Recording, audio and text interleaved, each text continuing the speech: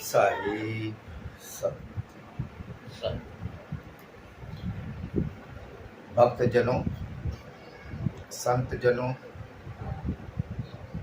सेवकों, सेवा मंडलियों, आप सबको मेरी तरफ से बहुत बहुत बंदे की साई। आज मैं ये आपको बताना चाहूँगा कि सत्पुरुष कौन है। तो हम इसकी शुरुआत ऐसे करेंगे कि हम जो पूजा कर रहे हैं इस वक्त हम अग्नि की पूजा कर रहे हैं। हर व्यक्ति अग्नि की पूजा कर रहा है और वो कैसे कर रहा है? वो ऐसे कर रहा है कि हम पूजा के लिए हवन कुंड बनाते हैं और उसमें अग्नि डालते हैं, वो अग्नि जलाते हैं और फिर उसमें हवन करते हैं। तो ये एक तरीके से अग्नि की ही पूजा करते हैं। अब हमने समझना ये है कि अग्नि की पूजा क्यों हो रही है, अग्नि की पूजा क्यों हो रही है।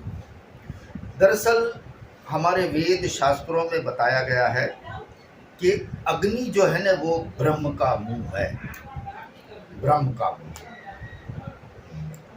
और ब्रह्म कौन है?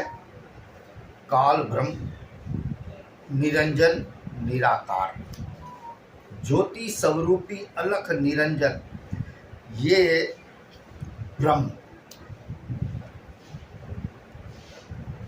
इसको कहा गया है। और जब अग्नि को इसका मुंह बताया गया है वेदों में, शास्त्रों में, ब्राह्मणों ने, पंडितों ने, कि अग्नि जो है वो ब्रह्म का मुंह है, तो ये हवन कुंड में अग्नि जलाकर हम उसमें हवन जो करते हैं, इसका मतलब है कि हम ये ब्रह्म के मुंह में डालते हैं, यानी निरंजन के मुंह में डालते हैं। अब जाहिर है कि निरंजन आपो आप वो भी एक अग्नि स्वरूपी है, अग्नि ही है, तेजस्वी अग्नि। और इसके जो त्रिदेव जो है ना, ब्रह्मा विष्णु महेश, ये इसके पुत्र हैं। निरंजन निराकार इनके पिता हैं और आदि शक्ति इनकी माता है। और संतों को पता है, संतों ने कहा कि अटल अभंगी त्रिदेव भंगी, यानी अटल कौन? निरंजन निराकार। त्रिदेव कौन? ब्रह्मा विष्णु महेश, ये त्रिदेव। तो इनको भंगी कहा गया, यानी यह भंग से आए, माँ की कोख से आए। तो इनकी माँ कौन थी? आदि शक्ति।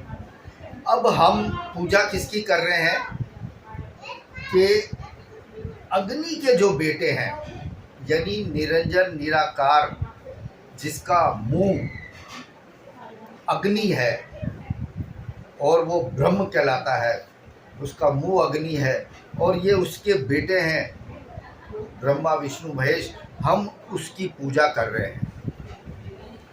हम आग की पूजा कर रहे हैं। अब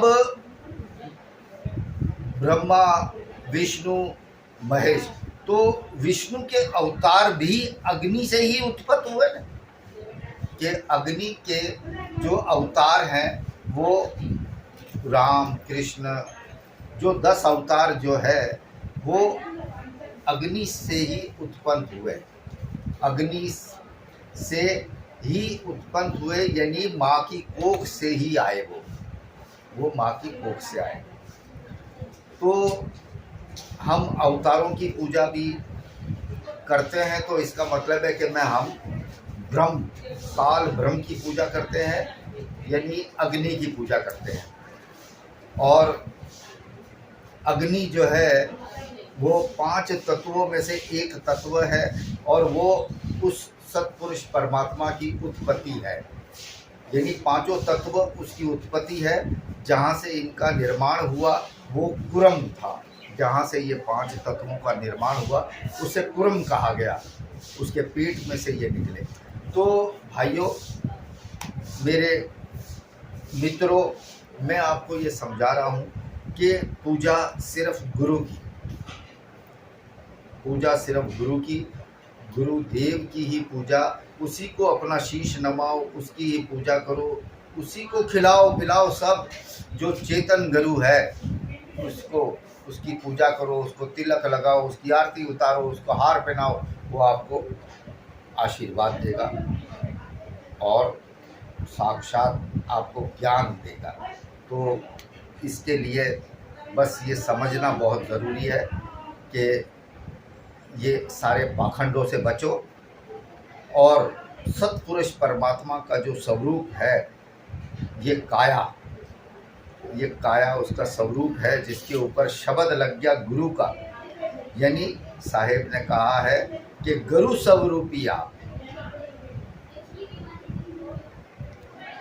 तो भाई गुरु स्वरूपी आप कौन है?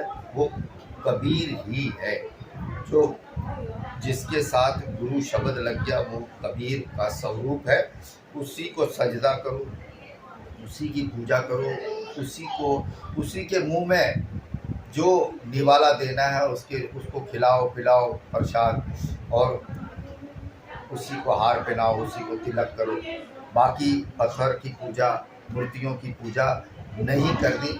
और ये साहेब ने साक्षात मना किया है कि चादर चढ़ाए समाधि पर नंगा रहे फकीर, जिंदा छोड़कर मुर्दा पूजे साधु हो या अमीर, ऐसा कलयुग आया लोगों देख के रोया कबीर। बोल सदगुरु देव की जय।